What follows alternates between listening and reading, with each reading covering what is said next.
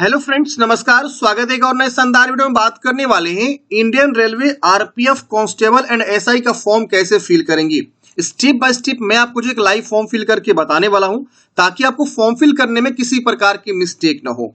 Railway के द्वारा जो है 4600 से ज्यादा पदों पे कांस्टेबल के पोस्ट एंड एसआई के पोस्ट पे भर्ती निकाली गई है। कांस्टेबल के पोस्ट पे फॉर्म भरने के लिए आपको सिर्फ और सिर्फ मैट्रिक पास बोला गया है, और सब इंस्पेक्टर यानी एसआई का फॉर्म फिल करने के लिए आपको जो ग्रेजुएशन पास होनी चाहिए। अगर आप ग्रेजुएशन पास और चाह रहे हैं दोनों पद के लिए फॉर्म भरना, तो आप दोनों पद के लिए फॉर्म को अप्लाई कर सकते हैं, कोई दिक्कत नहीं होने वाला है। तो चलिए समझते हैं कैसे आपको फॉर्म को भरना है स्टेप बाय स्टेप। फॉर्म भरने के लिए फ्रेंड्स आपको आना होगा इस वेबसाइट पे। इसका मैंने लिंक आपको डिस्क्रिप्शन बॉक्स में प्रोवाइड कर दिया है, या dshelpingforever.com की वेबसाइट से भी आप इस वेबसाइट पे आ सकते हैं। अब यहाँ पे देखिएगा तो आपको इंपोर्टेंट डेट दिया गया है 14 मई 2024 तक आप फॉर्म को अप्लाई कर सकते हैं, और कांस्टेबल का भी आपका जो है 14 मई ही रहने वाला है फॉर्म भरने का लास्ट डेट। फॉर्म भरने से पहले आप नोटिफिकेशन को भी जरूर रीड कर लीजिएगा। अब चलिए जानते हैं कैसे आपको फॉर्म को अप्लाई करना है। तो फॉर्म भरने के लिए देखेंगे फ्रेंड्स, कॉर्नर पे अप्लाई का बटन मिल रहा है। आपको यहाँ पे क्रिएट एन अकाउंट पे क्लिक करना है। देखिए क्रिएट एन अकाउंट पे जैसे क्लिक करेंगे तो आपको यहाँ पे एक जो है नोट आएगा। आपको बताया जा रहा है कि इसमें जो है एलपी का या पहले से टेक्नीशियन या कोई ऑलरेडी फॉर्म भर चुका है तो उनको दोबारा अकाउंट बनाने की आवश्यकता नहीं है, या सब इंस्पेक्टर का फॉर्म भर चुके हैं और चाह रहे हैं कि कांस्टेबल का भी फॉर्म भर दें, तो आपको दोबारा अकाउंट नहीं बनाना है। या कांस्टेबल का फॉर्म भर दिए हैं, अब चाह रहे हैं सब इंस्पेक्टर का फॉर्म भरना, तो आपको दोबारा अकाउंट बनाने की आवश्यकता नहीं है। आपको सीधे क्या करना है, लॉग इन करते हुए फॉर्म को भर लेना है। प्रीवियस वाला ही यूजर नेम पासवर्ड आपका हमेशा रहने वाला है। या फ्यूचर में ग्रुप डी की वैकेंसी आएगी तो उसका भी यूजर आईडी पासवर्ड यही रहेगा जब भी आप यहाँ पे फॉर्म भर रहे हैं। तो ध्यान रहे, जब भी आप यहाँ रजिस्ट्रेशन करें अपना यूजर आईडी पासवर्ड को सही से रखें, जिससे कि आप आने वाले फ्यूचर में जो भी वैकेंसी आएगी उसका फॉर्म को अप्लाई कर सके। तो जो कैंडिडेट्स प्रीवियस फॉर्म भरे हैं उनको दोबारा यहाँ रजिस्ट्रेशन बनाने की आवश्यकता नहीं है, मतलब क्रिएट अकाउंट करने की आवश्यकता नहीं है। सीधे वो क्या करेंगे, लॉगिन पे क्लिक करेंगे, previous mobile number password captcha code भर के लॉगिन वाले ऑप्शन पे क्लिक करेंगे। अगर आप फ्रेश कैंडिडेट से पहली बार रेलवे का फॉर्म भर रहे हैं तो क्रिएट एन अकाउंट पे क्लिक करके आप जो है फॉर्म को अप्लाई करेंगे, पहले अकाउंट बनाएंगे। एक अकाउंट क्रिएट करना बताता हूं जिससे आपको समझ में आ सके कि अकाउंट कैसे बनाना है। ध्यान रहे, अगर आप पहले से फॉर्म भरे हैं तो आपको अकाउंट बनाने की आवश्यकता नहीं है। तो मैंने यहाँ पे जो होम पे थे और होम पे यहाँ पे आएंगे, क्रिएट एन अकाउंट पे क्लिक करेंगे। यहाँ पे ऑलरेडी लिखा हुआ है, आप पढ़ लीजिएगा। ओके करेंगे। नेशनलिटी आपको चूज करना है। यहाँ पे अपना जो है फुल नेम लिखेंगे, जिस प्रकार से मैट्रिक के मार्कशीट पे या सर्टिफिकेट पे जानकारी है अच्छे से लिखना होता है, कैपिटल लेटर में।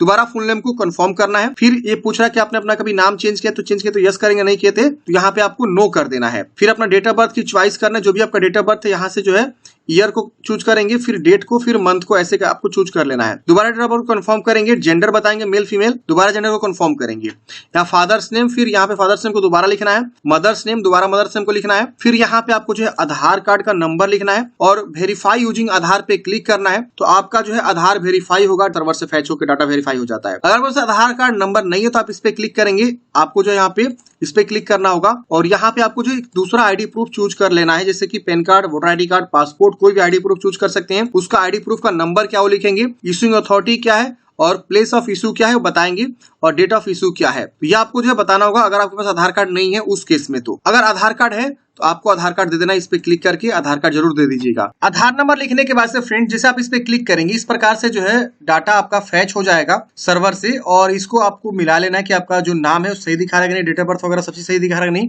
आपको इसको डिक्लेयर कर देना है। यहाँ मैट्रिक के अकॉर्डिंग ही सारा जानकारी है मेरा। फिर यहाँ डिक्लेयर करेंगे, और यहाँ पे आपको जो देखिए वेरीफाई का ऑप्शन मिलता है, आप इस पे क्लिक करेंगे तो ये देखिए वेरीफाई हो जाएगा। इस प्रकार से जो है ग्रीन इस तरह से आ जाएगा, ठीक है ना। अब आपको जो है ईमेल एड्रेस लिखना है और जनरेट ओटीपी पे क्लिक करेंगे, आपके ईमेल पे ओटीपी जाएगा, ओटीपी को वेरीफाई कर लेंगे। फिर मोबाइल नंबर को लिखेंगे, जनरेट मोबाइल ओटीपी पे क्लिक करेंगे, आपको मोबाइल नंबर पर ओटीपी जाएगा, इसको भी आप वेरीफाई कर लेंगे। फिर एक पासवर्ड बनाएंगे, पासवर्ड जैसे चाहे वैसा आप बना सकते हैं। फॉर एग्जांपल मान लीजिए आपका नाम राजू है तो RAJU@123 ऐसे करके आप पासवर्ड को बनाएंगे। उसी पासवर्ड को यहाँ पे कंफर्म भी कर देना है। फिर इस कैप्चा कोड को यहाँ पे भरना है और प्रीव्यू एंड क्रिएट अकाउंट पे क्लिक करना है। प्रीव्यू एंड सबमिट पे क्लिक करते ही इस प्रकार से आपका प्रीव्यू आएगा। जानकारी को सही से वेरीफाई कर लिए, क्योंकि ये डाटा कभी भी एडिट आपका नहीं होगा। और रेलवे में जब भी आगे वैकेंसी आएगी, जैसे कि for example railway group D आएगी और कोई वैकेंसी आएगी, तो इसी डाटा से आगे भी आपको फॉर्म भरना है। इसी यूजर आईडी पासवर्ड से हमेशा फॉर्म को भरना है। चलिए इसको डिक्लेयर करते हैं और क्रिएट एन अकाउंट पे क्लिक करते हैं। एडिट करना है तो एडिट कर लीजिएगा, नहीं एडिट करना है तो क्रिएट अकाउंट पे क्लिक करेंगे। अकाउंट क्रिएट करते हैं फ्रेंड्स, आपका इस प्रकार से देखेंगे यूजर क्रिएटेड सक्सेसफुल लिख देगा। आपको क्या करना है, अपना जो है मोबाइल नंबर जो अपने पासवर्ड बनाया वो कैप्चा कोड भर के आप जो है लॉगिन पे क्लिक करेंगे। लॉगिन करते हैं फ्रेंड्स, आपका डैशबोर्ड इस प्रकार से ओपन हो जाता है। यहाँ पे आपको एक ऑप्शन मिलता है ऑनलाइन एप्लीकेशन, इस पे क्लिक करेंगे और यहाँ पे दोनों वैकेंसी चल रही है, जैसे कांस्टेबल कांस्टेबल की और एसआई की, वो दोनों वैकेंसी यहाँ पे शो होगी। अब आप जिस भी पद के लिए एलिजिबल है उस पद के लिए फॉर्म को अप्लाई करेंगे। फॉर एग्जाम्पल मान लीजिए आपने ग्रेजुएशन कर रखा हुआ है, तो आप दोनों पद के लिए एलिजिबल हो सकते हैं फॉर्म भरने के लिए। तो पहले आप एक किसी पद के लिए फॉर्म को अप्लाई कर लीजिए और पेमेंट जमा कर लीजिए। उसके बाद दोबारा लॉग इन करिए और बाकी के जो पद के लिए अप्लाई करना चाहते हैं उसके लिए आप दोबारा से फॉर्म को अप्लाई करिए, उसके लिए फी को जमा करिए और प्रिंट आउट निकालिए। ये प्रोसेस है। अगर आप किसी एक पद के लिए फॉर्म भरना चाहते हैं तो किसी एक पद के लिए भी आप फॉर्म को अप्लाई कर लीजिएगा, कोई दिक्कत नहीं होने वाला है। अगर कोई बंदा सिर्फ कांस्टेबल के लिए भरना चाहता है, वो सिर्फ 10वीं पास है, तो कांस्टेबल के लिए ही सिर्फ वो फॉर्म को अप्लाई यहाँ पे कर सकता है। लॉग इन करेगा, उनको दोनों शो होगा, लेकिन वो यहाँ कांस्टेबल वाला सेक्शन पे जाके फॉर्म को अप्लाई करेगा टिक करके। तो चलिए मैं आपको जो एक फॉर्म भर के बताता हूँ कांस्टेबल वाले पद के लिए कैसे आपको फॉर्म को भरना है। अगर आप बोलिएगा तो मैं एसआई के लिए भी अलग से वीडियो लेकर आ जाऊंगा। और ये भी मैं बता दूंगा फ्रेंड्स की अगर कोई बंदा ऑलरेडी पहले से रजिस्टर्ड है तो वो कैसे फॉर्म को अप्लाई करेगा। जैसे कि अभी आपने टेक्नीशियन या एलपी का फॉर्म भरा हुआ है और आप भी एलिजिबल है फॉर्म भरने के लिए आरपीएफ कांस्टेबल का, तो वो कैसे फॉर्म को भरेगा ऑलरेडी रजिस्टर्ड बंदा, वो कमेंट बॉक्स में पूछिएगा तो मैं बता दूंगा और वीडियो भी लेकर आ जाऊंगा कैसे आपको फॉर्म को भरना है। चलिए हम इसको डिक्लेयर करते हैं, नेक्स्ट वाले ऑप्शन पे क्लिक करेंगे। इस तरह से आपका जो है डाटा जो है प्रीवियस उठाएगा, आपको यहाँ पे क्लोज कर देना है। आपको यहाँ पे देखिए इस प्रकार से मिलाते हुए नीचे आना है। यहाँ मैरिड है कि अनमैरिड है बताएंगे, यहाँ पे रिलीजन बताएंगे हिंदू मुस्लिम क्या है, आपका मातृभाषा क्या है, इसकी वजह से आप जो है किस लैंग्वेज में एग्जाम देना चाहते हैं, चॉइस ऑफ लैंग्वेज, तो आपका जो भी लैंग्वेज है यहाँ चूज करेंगे। और विजुअल आइडेंटिफिकेशन मार्क्स, बॉडी में क्या पहचान है, 2 मार्क्स आपको देना है, जैसे कि मार्क 1 और मार्क 2। फॉर एग्जांपल आपका जो है तिल का निशान हो सकता है, कटा का निशान, जला का निशान, ये कोई मार्क्स आपको बॉडी वाला देना है। कम्युनिटी बताना है, जनरल है, एससी है, एसटी है, ओबीसी, ईडब्ल्यूएस है, किस कैटेगरी से आप बिलोंग करते हैं अपना कैटेगरी चूज करें। फॉर एग्जाम्पल आप अनरिजर्व है तो अनरिजर्व चूज करेंगे, अगर आप एससी है तो एससी चूज करेंगे। और देखिए यहाँ पे इसको अंडरस्टूड करना है, जैसे मैंने यहाँ पे एससी चूज किया तो एससी का सर्टिफिकेट इशूइंग अथॉरिटी किसके द्वारा आपने जो है एससी सर्टिफिकेट बनवाया हुआ है। तो सभी जो है यहाँ पे जो भी ऑफिसर्स होते हैं, जैसे कि तालुका मजिस्ट्रेट, इसके अलावा revenue officer, not below rank of tehsildar, presidency magistrate और भी बहुत सारा है, तो जिसके द्वारा आपने बनवाया हुआ है। आप देखेंगे सर्टिफिकेट किसके द्वारा बना है, उसके नीचे में सिग्नेचर होता है, उसका आप यहाँ पे जो चॉइस कर लें, उसका पद का नाम चूज कर लेंगे और यहाँ पे किस राज्य से बनवाया हुआ है और यहाँ पे डेट ऑफ इशू क्या है, और आप ट्रेवल पास अवेल करना चाहते हो यस करेंगे। और यहाँ पे आपको जो है नियरेस्ट रेलवे स्टेशन बताना होगा और अपना कास्ट सर्टिफिकेट अटैच करना होगा। ये ट्रेवल पास उनके लिए मांगेगा जो एससी एसटी से आते हैं, तो एससी एसटी केस में इस तरह से आपको जो है बताना होगा, जो भी आप यहाँ पे बताएंगे जानकारी उसके अकॉर्डिंग यहाँ पे जानकारी खुल के आएगा। देख रहे ना। अब मान लीजिए कोई बंदा ओबीसी से आता है तो ओबीसी चूज करेगा, इसको अंडरस्टूड करेगा और यहाँ पूछेगा क्या ओबीसी नॉन क्रिमिनल से आता है। तो अगर आप मान लीजिए ओबीसी नॉन क्रिमिनल से आते हैं तो आपको यहाँ पे बताना होगा हाँ, और यहाँ पे आपको डिक्लेयर करना होगा और अपना ओबीसी का नॉन क्रिमिनल का जो सर्टिफिकेट होता है वो सर्टिफिकेट नंबर देंगे। इशूइंग अथॉरिटी कहाँ से आपने बनवाया हुआ है उसको आप यहाँ पे चुनाव कर लेंगे और उसके बाद से कब आपने बनवाया हुआ उसको आपको यहाँ पे बता देना है। तो ओबीसी केस में आपको 2 ऑप्शन पूछने को मिल सकते हैं, creamy layer, non creamy layer. For example और एक बार समझते हैं, मान लीजिए आप यहाँ ओबीसी चूज किए, अंडरस्टूड किए।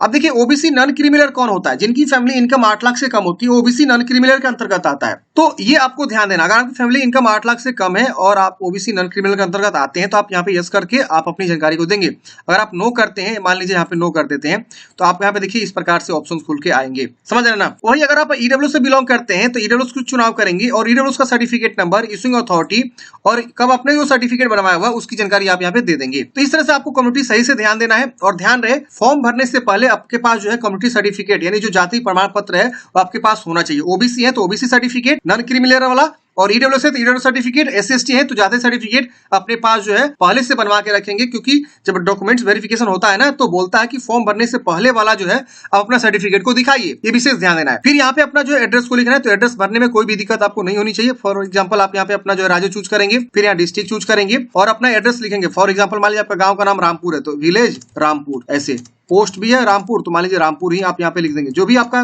जानकारी है सही से भरिएगा, क्योंकि डॉक्यूमेंट्स वेरिफिकेशन में ये सब मांगे जाते हैं डॉक्यूमेंट्स। थाना जो भी है रामपुर ही है, रामपुर लिख दीजिएगा। फिर विलेज सिटी का नाम लिख देंगे, पिन कोड लिखेंगे। अगर मान लीजिए यहाँ पे परमानेंट सेम है, इसको टिक करेंगे, सेम कॉपी हो जाएगा। अलग है तो अलग अलग भी आप यहाँ पे लिख सकते हैं। अब उसकी वजह से सेव करके नेक्स्ट वाले ऑप्शन पे क्लिक कर देंगे। अब अगले स्टेप में फ्रेंड्स आपसे पूछ रहा है कि आप एक सर्विसमैन अगर है तो हाँ करेंगे वरना नो करेंगे, अगर आप विकलांग है तो यस करेंगे वरना नो करेंगे, अगर आप ईबीसी से आते हैं तो यस करेंगे और आप यहाँ पे अंडरस्टूड करेंगे, और यहाँ पे जो है अगर ट्रेवल पास चाहिए तो यस करेंगे और सर्टिफिकेट नंबर अपना ईबीसी का देंगे, नहीं आते तो नो कर देंगे। यहाँ पे आपको जो है एम्प्लॉई है इंडियन रेलवे में तो यस करेंगे और अपने बारे में यहाँ पे बताएंगे, नहीं है तो आप यहाँ पे नो करेंगे। अब यहाँ पे करंट कहीं इंप्लॉई है, जैसे कि यहाँ पे देखिए ऑर्गेनाइजेशन यहाँ पे बताएगा सेंट्रल गवर्नमेंट, स्टेट गवर्नमेंट या पीएसयू, तो बताएंगे, नहीं तो नॉट अप्लीकेबल। यहाँ पे पूछ रहा है कि are you a course completed act apprenticeship, अगर आप एक अप्रेंटिसशिप किए हैं तो यस करेंगे और उसके बारे में बताएंगे, नहीं किया अप्रेंटिसशिप तो आप इसे नो कर दीजिएगा। अब यहाँ पे फी रिफंड के लिए अकाउंट डिटेल्स अपना भर देंगे, जो भी आपका अकाउंट डिटेल्स है अपना ही दीजिएगा। Account number, confirm account number, FSc code लिख के कंफर्म करेंगे, आपका बैंक का नाम और एड्रेस आ जाएगा।